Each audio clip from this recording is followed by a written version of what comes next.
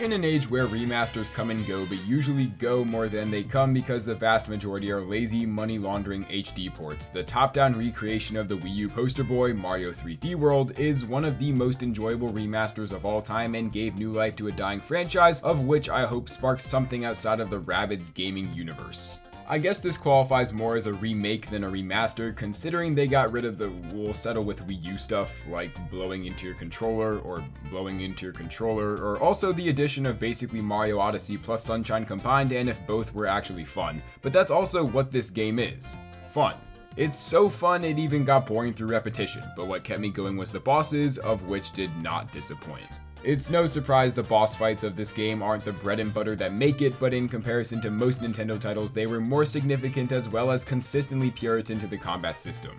I have little to no complaints about this game and especially its bosses, so without further ado, let's get into the ranking.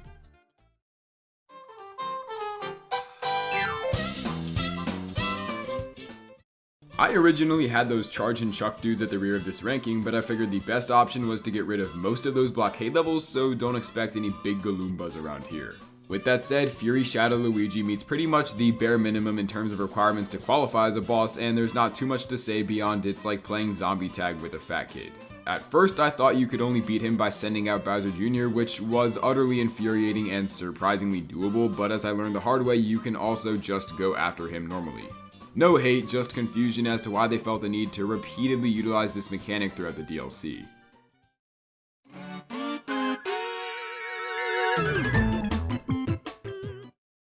What exactly are Pom Pom and Boom Boom to Bowser, like Ochia Bestoon was to Sidious? Pom Pom, who I'll go out on a limb and call a failed Koopaling reject, is probably the easiest boss. Not in this game, not in Mario, just in general. It would have been neat if the real Pom Pom's Dustro had some sort of indicator just because I find those mechanics neat, although with a very keen eye you'll note the real one has a pink shuriken while the mimics have gray ones. Ponder on what to do from there.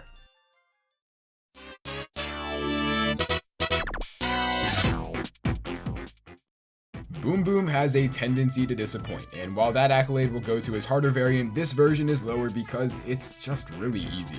It's cool how the shell goes invisible but still causes some visual discrepancy like Achtung Baby from Diamond is Unbreakable.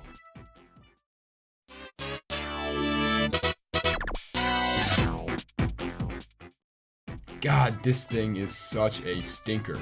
I can't tell you how many times I've seen a boss arena and gotten amped up only for Boom Boom to waddle in and drop a Mondo Duke on whatever slight atmosphere I had built up in excitement. He made a bit too many appearances in this game, I'd say, with I believe 6 counting World's Flower and Crown and the Milk Liquor roleplay in Bowser's Fury. The second Cat Boom Boom's actually got great arena design, but with no mechanical difference, there's not much more fun to be had than like watching grass grow.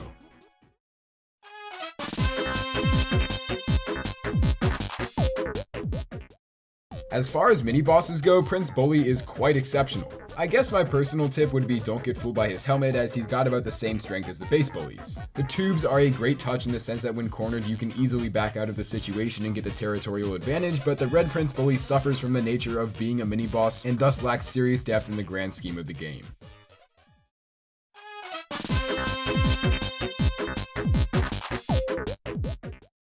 The blue variant has got a different, more challenging move as the fireballs in this fight track you and have spread. When comparing Nintendo bosses, fair will always be a given, so at the end of the day it comes down to challenge is the difference, with the Blue Prince Bully being a noticeable step up in difficulty.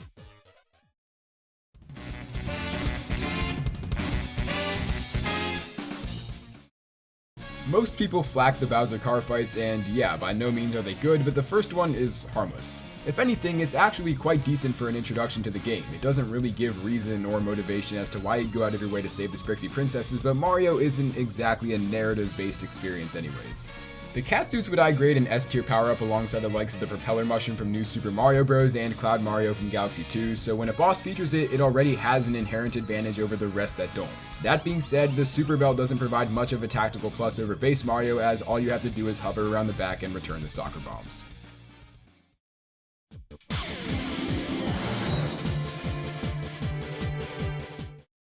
What a crock of shit! I was originally going to place Meowser way farther down like I usually do with incredibly terrible final bosses, but I think it's not true to my takes. For example, if I had to redo my Arkham rankings, Titan Joker would probably be number 4 or even 3. However, being a boss and thus having more effort put towards you compared to smaller, more minor mini-bosses is no excuse for the lazy crap that this is, and for all the build-up World Bowser had, this thing came out about as well as internationally shipped milk. If level hazards are your thing, then I can understand liking Meowser, but what this should have been is a boss, not a pre-packaged side-scroller that's vertical instead of horizontal. The ending was intense. I actually almost fell off on the last flight of stairs from rushing the camera, but never should a game punish you for taking it at your own speed. Frustrating is the least I could describe this fight as, and as the finale to the game, Meowser disappointed on multiple levels.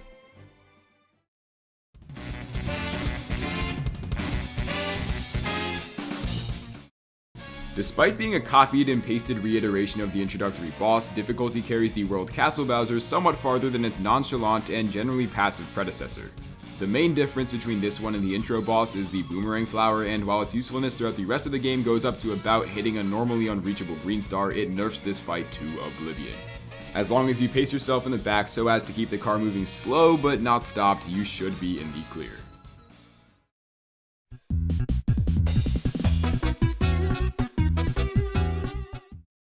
I threw it away, but Motley Boss Blob was one of my commercial art 1A pieces I drew freshman year.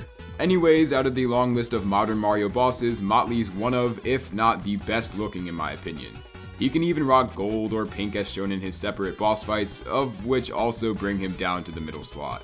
A full-scale boss should never have 3 separate fights with no discernible contrast outside of visual appearance, and at that, the mechanics of this fight are all over the place. I get what Nintendo were going for, they needed some way to integrate the double cherry into a boss, but it was done completely wrong and makes the fight feel overtly hectic instead of keeping it simple with just the one Mario. It's unique for sure, but Zero the Hutt's also unique, so take what you want from that. The better solution would have been having the player break away the blob limb by limb over it blowing on impact after a set number of jumps, but even as is, Motley Boss Blob is still memorable.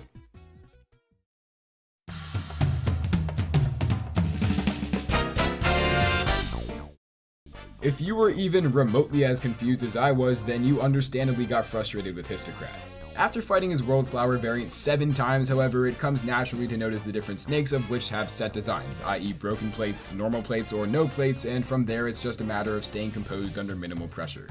While he doesn't have much evolution beyond raining fireballs in the final third of his health, climbing heights and stomping Histocrat's head from a floor above is very enjoyable.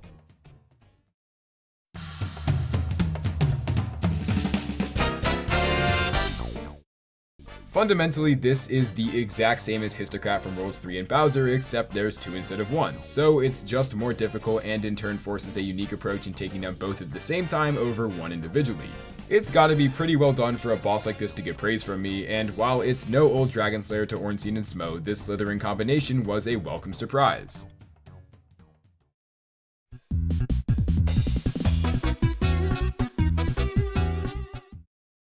As far as Mario bosses go, Boss Brolder is pretty demanding.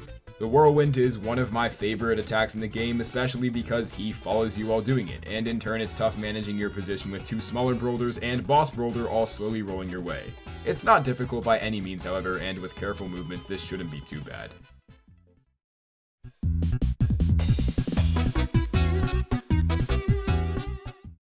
King Kathunk is a great reverb of a classic 3D Mario boss mechanic. It's a dynamic fight with constant environmental change that's not the most intimidating, but makes up for it through random movement. When he eats dirt, you ground pound his backside, with each passing rep removing corners of the arena, eventually leaving just 5 out of the original 9 squares. I can try and make it sound challenging, but really it's not, just be patient.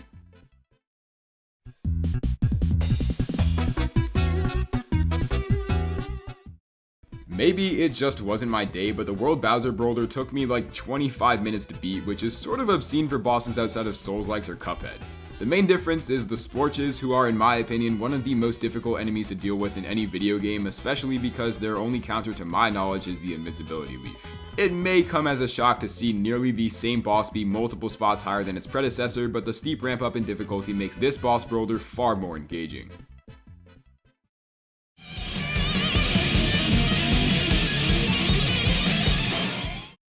Mega Fury Bowser was more annoying than what I've seen others call it disappointing. Imagine if there was a boss after Darth Vader in Fallen Order. Sounds pretty lame, right? It just wouldn't deliver on the same level at all, such as in this case with Fury Bowser to Mega Fury Bowser. The Grandiose carries realistically, it's a repetitive fight at best, and as you can tell, I don't like it a ton, but Plessie is one of my favorite mechanics in the game, and it's a great feeling dodging through literally dozens of pillars and occasional beams of fire to then hit him while he triumphantly roars for no apparent reason whatsoever. This should have been different than what it was, and he jumps around / makes it last far longer than what I would have preferred, but Mega Fury Bowser is still phenomenal as an event and gave a finale that leaves me satisfied.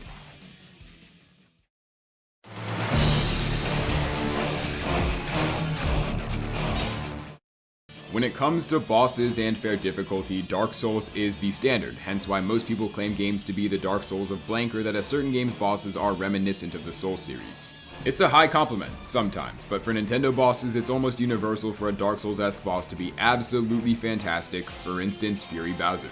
He's an ominous figure throughout the short-lived DLC, who in tandem with Gigabell progression gets new, more intense variations after each passing death. There are 3 Gigabells across Lake Lapcat that you technically don't need, but the bells have an elongated respawn rate, meaning having 3 instead of 1 in battle makes them much more accessible, and in turn the fight is easier. The beauty of this fight is that there are multiple routes you can take to beating him, one being not even fighting, rather collecting cash-ons while he's active, another being endlessly swiping until he hits 50% health, or a more tactical approach like throwing pillars at him for an opening for a ground pound. The noticeable variation throughout each encounter is perfectly balanced to be more difficult the longer it goes on, and Fury Bowser only isn't the best in the game because he got one-upped by himself.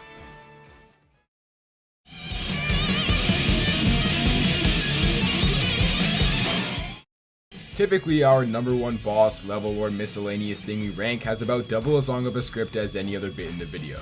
As well, we tend to save our in-depth descriptions of bosses that appear multiple times for the better of the variations, but it worked best to go over base Fury Bowser in detail at number 2 instead of this one. Best put, Silver Fury Bowser is Fury Bowser with a full bar of health. While it was for sure disappointing that nothing better than an upgraded reskin was your reward for a mid-tier grind, he's just superior to the base one because he's longer.